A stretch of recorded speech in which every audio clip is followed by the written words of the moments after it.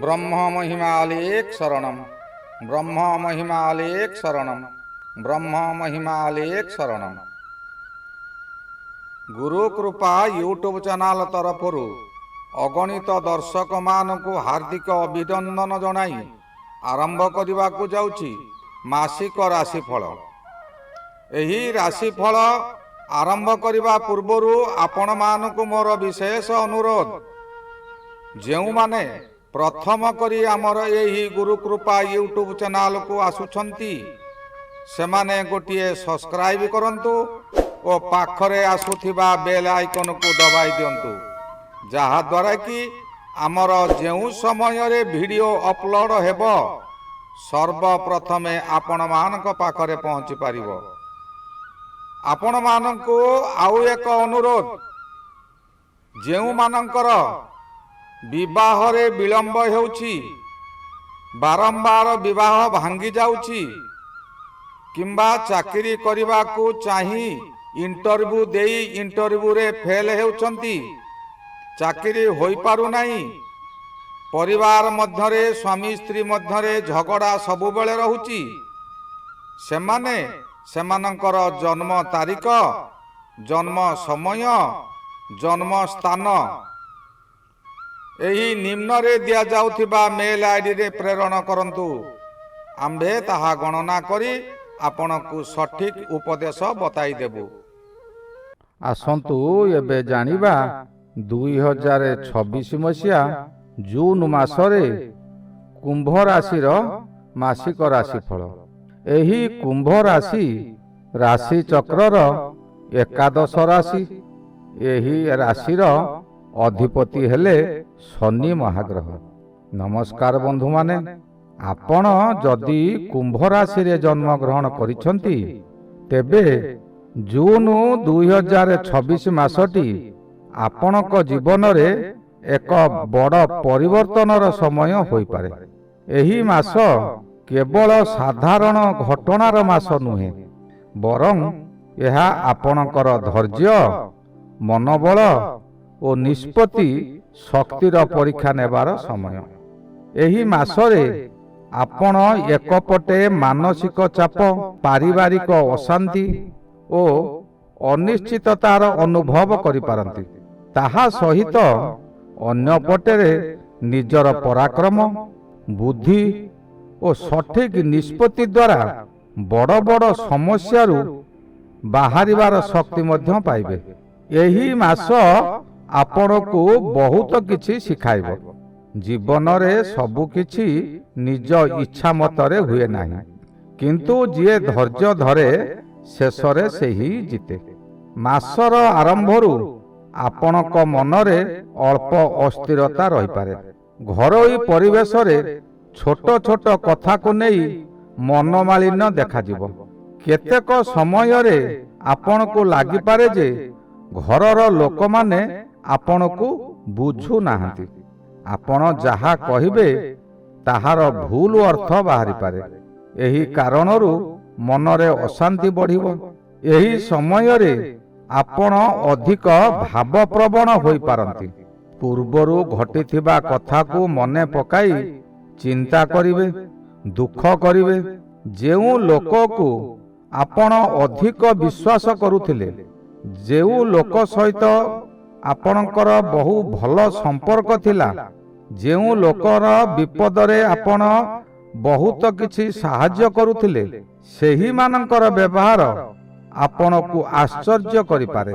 एहार फलरे आपणक मनरे एकाकीपण अनुभव हेबो।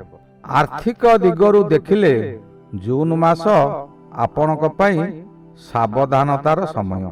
टंका आसीबो, किंतु सेही टंका को संचय करिबा भारी कष्टकर हेबो। परिवार, घर किंबा आवश्यक कार्य रे अधिक खर्च होइजिवो। केतेक समय रे आपण को लागि पारे जे एते अर्जन करूछि मो पाखरे बालांस काहेकि रहु नाही। एही मासरे आपणक भितरे लढिबार शक्ति बढ़िबो। आपण किंतु सहजरे हार मानिबे नाही।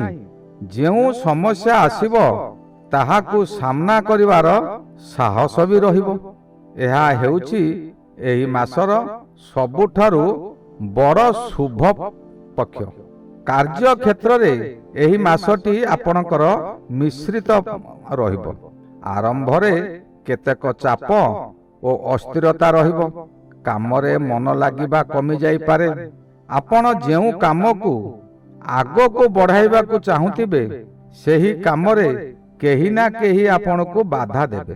କେତେକ ଲୋକ ଆପଣଙ୍କ ବିରୋଧରେ କଥା କହିପାରନ୍ତି କିମ୍ବା ଆପଣଙ୍କର ଛବିକୁ ଖରାପ କରିବାର ଚେଷ୍ଟା ମଧ୍ୟ କରିପାରନ୍ତି।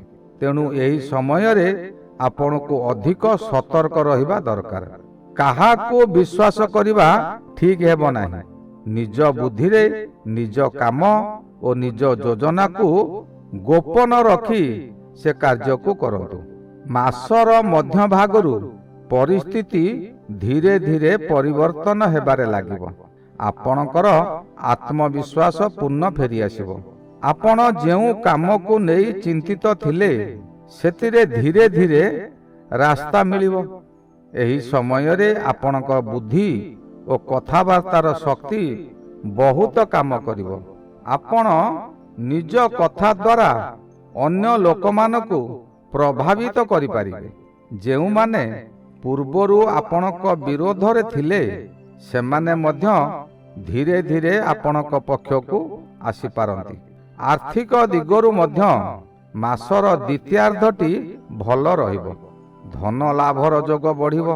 ପୂର୍ବରୁ ଅଟକିଥିବା ଟଙ୍କା ଏହି ସମୟରେ ମିଳିଯାଇପାରେ। କେତେକ ଲୋକ ନୂତନ ଆୟର ମାର୍ଗ ପାଇପାରନ୍ତି। ବ୍ୟବସାୟ କରୁଥିବା ଲୋକଙ୍କ ପାଇଁ ନୂତନ ଚୁକ୍ତି କିମ୍ବା ସମ୍ପର୍କ ଲାଭଦାୟକ ହେବ। କିନ୍ତୁ ଏହି ସମୟରେ ଆପଣଙ୍କୁ ଗୋଟିଏ ବଡ଼ କଥା ଧ୍ୟାନ ରଖିବାକୁ ପଡ଼ିବ। ଭାବନାରେ ବହିଯାଇ କୌଣସି ନିଷ୍ପତ୍ତି ନେବେ ନାହିଁ। କାରଣ ଭାବନାରେ ନିଆଯାଇଥିବା ନିଷ୍ପତ୍ତି ପରେ ସମସ୍ୟା ସୃଷ୍ଟି କରିପାରେ। ସମ୍ପର୍କ ଦିଗରୁ ଜୁନ୍ ମାସ ଅଳ୍ପ ସମ୍ବେଦନଶୀଳ ରହିବ। ବିବାହିତ ଜୀବନରେ ଭୁଲ ବୁଝାମଣା ହେବାର ସମ୍ଭାବନା ରହିଛି। ଜୀବନ ସାଥୀଙ୍କ ସହିତ କଥାବାର୍ତ୍ତାରେ ସତର୍କ ରହିବା ଦରକାର। ଛୋଟ ଛୋଟ କଥା ବଡ଼ ବିବାଦର ଆକାର ନେଇପାରେ। ପ୍ରେମ ସମ୍ପର୍କରେ ମଧ୍ୟ ଏହି ସମୟରେ ଅଳ୍ପ ଅସ୍ଥିରତା ରହିପାରେ। କେବେ କେବେ ଆପଣଙ୍କୁ ଲାଗିପାରେ ଯେ ସାମ୍ନାର ଲୋକ ଆପଣଙ୍କୁ ବୁଝୁନାହାନ୍ତି। ତେଣୁ ଏହି ସମୟରେ ଧୈର୍ଯ୍ୟ ଓ ବୁଝାମଣା ଅତ୍ୟନ୍ତ ଆବଶ୍ୟକ। ସ୍ୱାସ୍ଥ୍ୟ ଦିଗରୁ ଏହି ମାସରେ ଆପଣଙ୍କୁ ଅଧିକ ସତର୍କ ରହିବା ଦରକାର। ମାନସିକ ଚାପ ଶରୀରକୁ ପ୍ରଭାବିତ କରିପାରେ। ନିଦ୍ରା ସମସ୍ୟା, ମୁଣ୍ଡ ବ୍ୟଥା, ଆଳସ୍ୟ କିମ୍ବା ଥକା ଅନୁଭବ ହୋଇପାରେ। କେତେକ ସମୟରେ ପେଟ ସମ୍ବନ୍ଧୀୟ ଅସୁବିଧା ମଧ୍ୟ ଦେଖାଦେଇପାରେ। ଏହି ସମୟରେ ନିୟମିତ ଜୀବନ ଶୈଳୀ ରଖିବା ବହୁତ ଆବଶ୍ୟକ। ଠିକ୍ ସମୟରେ ଖାଇବା, ଠିକ୍ ସମୟରେ ଶୋଇବା ଓ ଅଧିକ ଚିନ୍ତାରୁ ଦୂରେଇ ରହିବା ଦରକାର। ଆଧ୍ୟାତ୍ମିକ ଦିଗରୁ ଏହି ମାସ ଆପଣଙ୍କ ପାଇଁ ଏକ ଜାଗୃତିର ସମୟ ହୋଇପାରେ। ଆପଣ ଧୀରେ ଧୀରେ ବୁଝିପାରିବେ ଯେ ଜୀବନରେ କେବଳ ଧନ ସଫଳତା ଆଣିଦିଏ ନାହିଁ, ମନର ଶାନ୍ତି ମଧ୍ୟ ବହୁତ ଆବଶ୍ୟକ। ମାସର ଶେଷରେ ଆପଣ ଅନୁଭବ କରିବେ ଯେ ଏହି ଜୁନ୍ ମାସ ଆପଣଙ୍କୁ ବହୁତ କିଛି ଶିଖାଇ ଦେଇଛି। ଆପଣ ପୂର୍ବରୁ ଅଧିକ ପରିପକ୍ୱ ଓ ଶକ୍ତିଶାଳୀ ହୋଇଛନ୍ତି।